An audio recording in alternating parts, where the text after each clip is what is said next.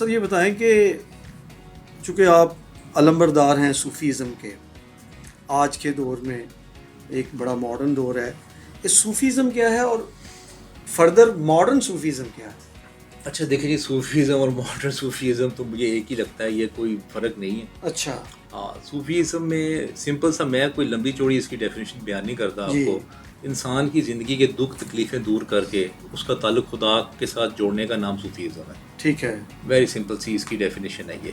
اور دوسری بات یہ ہے کہ وہ لوگ جو کہ لوگوں کو کھانا کھلاتے ہیں، لوگوں کی خدمت کرتے ہیں، لوگوں کے ساتھ اس بات پہ ناراضگی یا تعلق نہیں رکھتے کہ یہ ایک دوسرے فرقے کا ہے یا ایک دوسرے مذہب کا ہے یا ایک دوسری نیشنلٹی کا ہے. وہ انسان کو ایک لیول پہ سوچتے ہیں. ٹھیک ہے. اور ان کی پلیٹ میں کھانا بھی کھا لیتے ہیں اور ان کے ساتھ بات بھی کرتے ہیں اور ان کے ہر بات کا جواب بھی دیتے ہیں. ٹھیک ہے. وہ آگ بگولا نہیں ہو جاتے کسی بھی سوال پہ کہ نہیں یہ تم نے سوال کیوں کر دیا ہے، تم تو کافر ہو جاؤ گے، تم پہ تو یہ جو ہے یہ تو توہین کا تم پہ جو ہے نا وہ مسئلہ بن جائے گا. ایسی بات نہیں وہ کرتے. اچھا، یہ کیا اس کو صوفیزم کو اسلام کے ساتھ ہی فکس کر سکتے ہیں کہ دوسرے مذاہب کے ساتھ بھی اسے جوڑا جا سکتا ہے؟ دیکھیں، نام جو ہے نا وہ ہر مذہب میں اس کا اپنا نام. ٹھیک ہے. اس کی کیونکہ بنیادی جو اس کا تھاٹ ہے وہ ہے خدا کی اور اپنی تلاش. ٹھیک ہے. ٹھیک. اب جو یہودیزم ہے وہ اس کو قبالہ کہتے ہیں، کرسچینٹی جو ہے وہ اس کو خدمت کہتے ہیں. اچھا، اگر آپ ہندوؤں کی طرف آ جائیں تو وہ یوگا کہتے ہیں، یوگی، اور وہ آشرم، اور اس طرح یوگا سے آپ خدا کو پہچانیں. بدھسٹ ہیں وہ اس کو میڈیٹیشن کہتے ہیں، میڈیٹیشن سے آپ پا سکتے ہیں.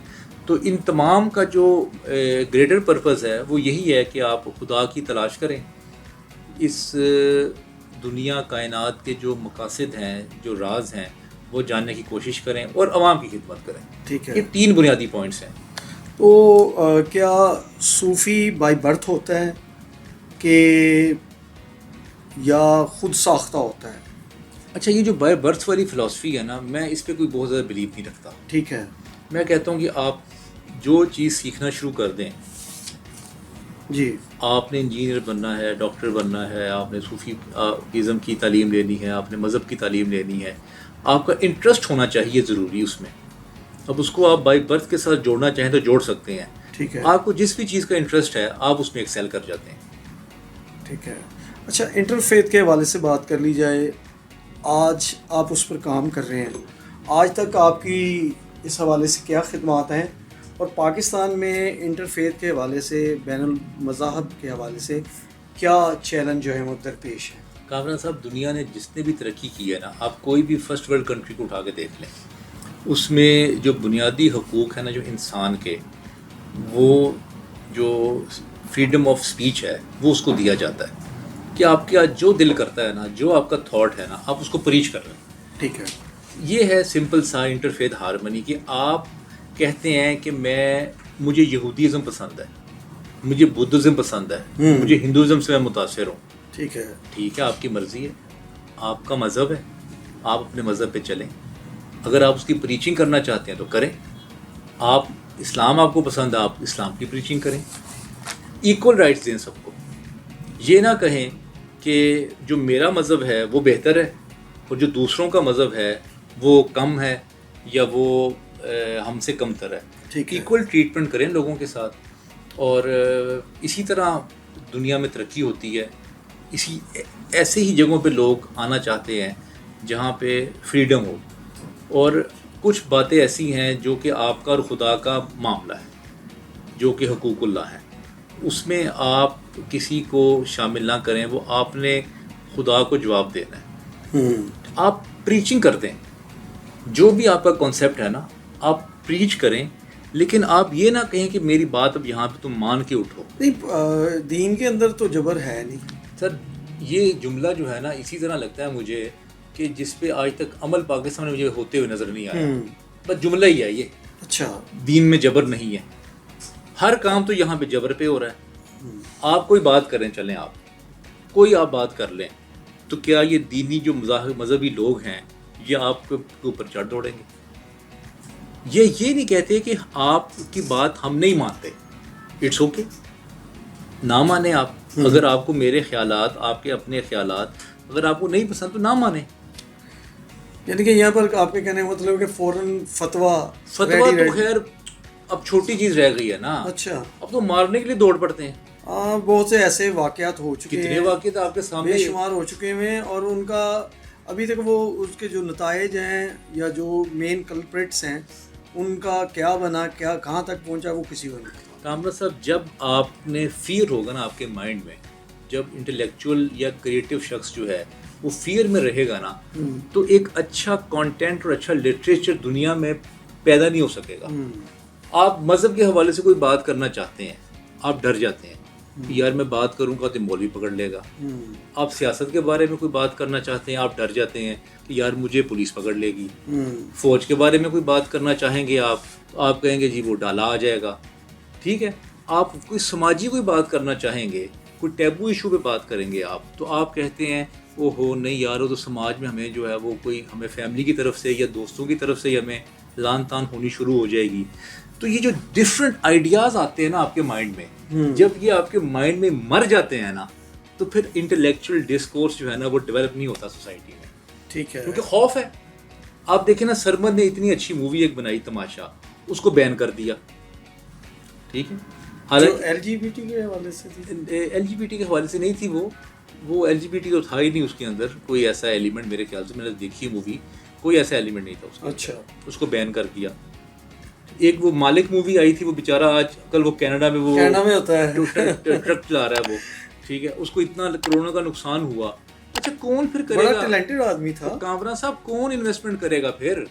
جب آپ اس طرح کی گھٹیا ایگزامپلس اپنی کنٹری میں جب آپ سیٹ کرتے ہیں تو کون کرے گا انویسٹمنٹ یہاں پہ آ کے؟ آپ سوچیں گے یار میں ایک چیز بناؤں گا، ایک ڈرامہ بناؤں گا یا ایک وہ بناؤں گا، مووی بناؤں گا، پیسے لگ گئے. یعنی کہ آپ پریشر گروپس کا آپ کو، چاہے وہ سیاست میں ہے، چاہے وہ اسٹیبلشمنٹ میں ہے، چاہے وہ مذہب میں ہے، پریشر گروپ کا آپ کو سامنا ہے جس کی وجہ سے آپ کی کریٹیوٹی رک جاتی ہے. کریٹیوٹی بھی رکتی ہے اور بزنس بھی رکتا ہے بھائی. دونوں چیزیں رکتی ہیں. اب وہ برزخ ڈرامہ چل رہا ہے آج کل فواد خان کا اور سنم سعید کا، وہ میں نے کل آدھی قسط دیکھی ہے. ٹھیک ہے، ابھی وہ ڈرامہ سنے انڈین چینل کے اوپر ریلیز ہوا. جی زی5 پہ وہ ریلیز ہوا، لیکن وہ ساری کاسٹ بھی پاکستانی ہے اور بنا بھی پاکستان میں ہی ہے. ٹھیک ہے، اور اس کی سینماٹوگرافی از ایکسیلنٹ. ٹھیک ہے، بہت اچھا کسی نے جو نا اس کو پورٹری کیا ہے. ابھی وہ چلا ہے، اس کے اوپر ایل جی بی ٹی پہ الزامات لگنے شروع ہو گئے ہیں. اچھا، وہ آج میں نے بھی ایک پوسٹ دیکھی ہے. وہ سر آپ کوئی کام کر لیں سر، ایک تو یہودی ایجنڈا آپ کو فوراً کہہ دیا جائے گا. اب آج کل ایل جی بی ٹی کہہ دیا جاتا ہے، پہلے کافر ہو گئے پھر لبرل ہو گئے. ویسے آپ نے وہ دیکھا ہے وہ ڈرامہ، اس میں آپ کو کچھ ایسا؟ سر میں نے ابھی ایک پہلی ایپیسوڈ کی میں نے آدھی قسط دیکھی ہے، مجھے کچھ فیل نہیں ہوا ابھی تک. ممکن ہے کہ پلاٹ کے اگلے حصے میں وہ ہو سکتا ہے ہو. اچھا اگر لیٹس سپوز ہو بھی کامران صاحب، اگر ہو بھی جی ٹھیک ہے، تو آپ اس کو نا ایک کانسپیریسی سازش بنا دیتے ہیں آپ کہ یہ جی وہاں سے ایجنڈا آ گیا. اچھا مجھے ایک بات سمجھ نہیں آئی ویسے کامران صاحب، جب سے میں پیدا ہوا ہوں مجھے لگتا ہے آپ کو یہودی اتنے ویلے لگتے ہیں کہ ان کی نظریں جو ہے وہ صرف پاکستان پہ ہیں اور وہ پاکستان کے لیے ہر وقت کوئی نہ کوئی سازشیں جو ہے نا وہ کرتے رہتے ہیں. نہیں، وہ ایک صاحب کا ایئر فورس کے ریٹائرڈ جو ہے نا، وہ میرے خیال کافی اچھی پوسٹ پہ تھے. انہوں نے کہا جی میری ٹریننگ ہوئی، تو ٹریننگ کے لیے جو ہے نا یو این اے کی جو ہے نا پلیٹ فارم کے اوپر جو ہے نا وہ تمام ممالک کے فوجی آتے ہیں. جی، تو میرا جو روم میٹ تھا اس نے زبردستی جو ہے نا مجھے کہا کہ میں نے اس پاکستانی کے ساتھ ہونا ہے، اور اس نے مجھے بتایا کہ پاکستانی ہمارے سب سے بڑے دشمن ہیں. اور اس چیز نے وہ یہودی والی سازش کو جو نا وہ پکا کر دیا. یہ وہ سمسنگ کارٹون ہے، اس کو یہودیوں کے ساتھ لگا دیں گے، دجال کے ساتھ اس کو لگا دیں گے. اچھا یہ کچھ تو کامران صاحب ہو رہا ہے یوٹیوب کے ویوز لینے کے لیے، ٹھیک ہے، پیسے کمانے کے لیے. ٹھیک ہے جی، اس طرح کی کانسپیریسی تھیوریز جو ہے نا وہ اس کو ڈیولپ کیا جاتا ہے، وہ ڈیولپ کریں اور پیسے بہت ملیں گے، لوگ بڑے شوق سے سنتے ہیں. اچھا لوگ چسکا لے کر سنتے ہیں. اچھا نہیں، کچھ لوگ بلیو بھی کرتے ہیں اچھا کہ یہ سازشیں ہو رہی ہیں. ایسے لوگوں سے آپ کا واسطہ پڑتا ہے؟ دیکھتے رہتے ہیں، روزانہ ہی دیکھ رہے ہوتے ہیں کچھ نہ کچھ. آپ کو آرگو کرتے ہوں گے؟ کرتے ہی رہتے ہیں، ظاہری بات ہے. ٹھیک ہے. اچھا آج کی نسل کے حوالے سے بات کر لیں کہ ہماری جو آج کی نسل ہے اس کا سب سے بڑا جو ہے وہ المیہ کیا ہے، کون سے مسائل ان کو درپیش ہیں اور وہ ان کا وہ حل کیا ہے؟ مجھے تو لگتا ہے کہ لونلی لیس بڑھنے لگی ہے دنیا میں تو بڑھ چکی ہے ویسے. اچھا. پاکستان میں اب اس کا رواج آنے والا ہے. اور اس کی بنیادی وجہ کیا؟ Mobile phobia. میں ملک لیاقت صاحب کا نا ایک سیشن لیکچر سن رہا تھا. بعض اوقات نا میں ابھی دیکھ رہا تھا کہ موبائل پہ بندہ لگا ہوا ہے اپنا، بچہ لگا ہے موبائل کرتا جا رہا ہے 2 گھنٹے 3 گھنٹے. تو میں سوچ رہا ٹھیک ہے لگا ہوا ہے، اس کا نقصان کیا ہے؟ کچھ نہ کچھ اگر سیکھ رہا ہے تو اچھی بات ہے، اگر اچھی چیزیں سیکھ رہا ہے تو. لیکن انہوں نے ایک بڑی اچھی بات جو ہے نا وہ پن پوائنٹ کی. انہوں نے کہا کہ آپ زندگی میں نا اکیلے نہیں رہ سکتے. آپ نے زندگی میں جب آپ گھر میں زندگی گزار رہے ہیں نا تو آپ نے شادی کرنی ہے تو ایک پورا فیملی کے ساتھ آپ کا تعلق بن جائے گا. جی جی. اسکول میں جائیں گے آپ تو آپ کو اسٹوڈنٹس کے ساتھ وقت گزارنا پڑے گا. جیسے ہی آپ آفس میں جائیں گے تو آپ کو آفس لوگوں کے ساتھ کولیگس کے ساتھ ٹائم گزارنا پڑے گا. اگر آپ کو عادت ہی نہیں ہے لوگوں کے ساتھ بات کرنے کی، ان کو برداشت کرنے کی، انٹریکٹ کرنے کی، تو آپ کہاں کامیاب ہوں گے؟ آپ کو سسرال میں بھی جو ہے وہ گالیاں پڑیں گی، آپ کو اسٹوڈنٹس میں بھی برا بلا کہا جائے گا، اور کولیگس تو آپ کو ویسے ہی کارنر کر دیں گے، اور ہو سکتا ہے 6-5 مہینے کے بعد آپ کی جاب بھی ختم ہو جائے.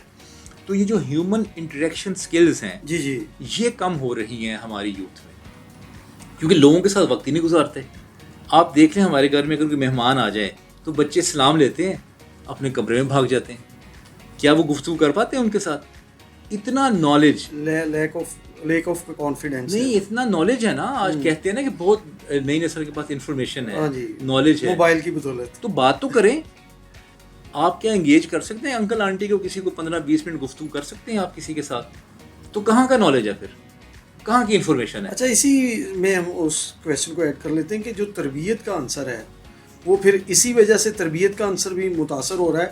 آج ہمیں ہائیلی کوالیفائڈ بچی جو نا وہ ایجوکیشن کے اندر، نالج کے اندر تو بڑے اچھے نظر آ رہے ہوتے ہیں، لیکن تربیت میں ایجوکیشن نالج نہ کہیں، آپ کہیں نمبر لینے میں اچھے. ہاں، یہ ایک عجیب سی دوڑ چلی. اگر نالج ہو، نالج کا مطلب ہے that you can interact with a person and inspire him with your communication and knowledge. جی جی. کیا وہ کر سکتے ہیں؟ نہیں کر پاتے گفتگو کسی کے ساتھ. بس طوطے بنا رہے ہیں، ہم رٹا لگوا رہے ہیں. رٹا تو دیکھیے لگا کے آپ نے ایگزام کلیئر کیا نا آپ نے، لیکن پریکٹیکل لائف میں پریکٹیکل تو آپ نے گفتگو کر کے آپ نے لوگوں کو انسپائر کرنا ہے نا. جب آپ نے ایک آفس میں آنا ہے، جب انٹرویو دینا ہے، تو آپ نے اپنی گفتگو سے آپ نے HR ہیڈ کو یا CEO کو آپ نے انسپائر کر کے جاب حاصل کرنی ہے. وہاں آپ نے صرف یہ تو نہیں دکھانا کہ میرے اتنے نمبر آئے ہیں. سر، آپ کو نمبر سے جاب ملتی ہے؟ بالکل. آپ نمبر آپ کو کیوں میں کھڑا کرتا ہے صرف. بالکل ایسے ہی ہے. جاب آپ کو انٹرویو دے گا یا آپ کی پریزنٹیشن جو ہوگی وہ آپ کو جاب دے گا. ٹھیک ہے.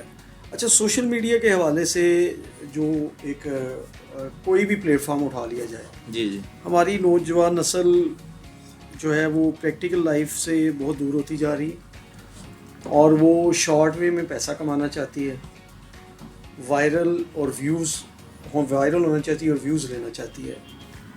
اس کا ہماری نوجوان بلکہ چھوٹی نسل پر بھی جو ہے نا وہ کیا اثر پڑ رہا ہے اور اس کا تدارک کیا ہے؟ یہ کرنے دیں ان کو آپ. اچھا. یہ 3 سال کے بعد ہر یوٹیوبر، ہر بندہ تھک جائے گا. ٹھیک ہے. یہ 3 سال تک وہ کوشش کرے گا اپنا کانٹینٹ سیل کرنے کی. ٹھیک ہے. میکسیمم بتا رہا ہوں آپ کو. ویسے تو کوئی 10 ویڈیوز کے بعد تھک جاتے ہیں، کوئی 20 کے بعد تھک جاتے ہیں، کوئی 40 کے بعد تھک جاتے ہیں. ابھی بھی؟ ہاں جی. اچھا. تھک جائیں گے نا لوگ کیونکہ ویوز نہیں ملتے گے. اچھا، ایک بہرحال بہت اچھا کام اس نے کیا کہ کچھ لوگ ایسے تھے جو اپنے آپ کو بہت انٹلیکچوئل سمجھتے تھے، وہ کھل کے سامنے آ گئے. وہ جب ان کو ویوز جب ان کے آئے نا تو ان کی اوقات جو ہے نا ان کے اوپر کھل گئی. ٹھیک ہے. اور ان کو اندازہ ہو گیا کہ ان کا جو نالج تھا وہ وہی سمجھ رہے تھے گھر بیٹھے ہوئے کہ ہمارا بہت نالج ہے یا ہم بہت انسپائریشن ہے. آپ نے ایک جملہ اکثر سنا ہوگا نا، آج جو پچھلی نسل بولتی تھی کہ ہمیں موقع ہی نہیں ملتا جی. ہاں، ہمیں نہ کوئی ٹی وی چینل پہ موقع ملتا ہے، نہ ہمیں کوئی کسی مارننگ شو پہ موقع ملتا ہے. تو یہ جنرل جو نا وہ پلیس مل گئی، ہر کوئی بولے. اچھا، پھر کوئی کاسٹ نہیں، آپ موبائل پہ لگا لیں وہ جو بویا کہ آپ مائک بتا رہے تھے چٹکی والے، ہاں جی، وہ لگائیں اور بولنا شروع کر دیں. اگر آپ کی گفتگو میں جان ہے تو لوگ سنیں تو گے. لوگ سن لیں گے, اگر نہیں ہے تو یو آر آؤٹ. ان کو بڑا وہم تھا اپنے بارے میں کہ ہم بہت کچھ ہیں, اور ان کو پھر اندازہ ہو گیا کہ وہ کچھ نہیں تھے. اوور کانفیڈنٹ, وہ صرف اپنے اندر ہی ایک بنے ہوئے تھے, اپنے خدا, اپنی ایک ہیج بنی تھی. ہاں بس اپنے دماغ سے تھے, ان کھل کے سامنے آ گئے. ٹھیک اور ہے. بہت سارے ایسے لوگ ہیں جن کو اپرچونیٹی ملی, ٹھیک اور ہے. بہت ان کو نام بھی بنایا انہوں نے, وہ فیمس بھی ہوئے. اچھا علی بھائی صاحب, آپ رائٹر بھی ہیں. جی. آپ کی کون کون سی تصانیف ہیں اور کس موضوع پر؟ اچھا, میری ایک اپنی ذاتی ایک ہی کتاب ہے میری, ٹھیک ہے. تصوف اور آج کے صوفی, جو میں نے ساری تحقیق کی تھی صوفیزم پہ, وہ میں نے ایک کتاب میں اس کو قلم بند کر دیا. ٹھیک ہے. ویسے میں نے کتنے دوسرے صفحات پر مشتمل؟ وہ تقریباً 365 کی ہے. اچھا. بکس اس کے پیجز ہیں, اور وہ سنگ میل نے شائع کی تھی, پبلش کی تھی. اس کے علاوہ میری اپنی دوسری 6 کتابیں ہیں.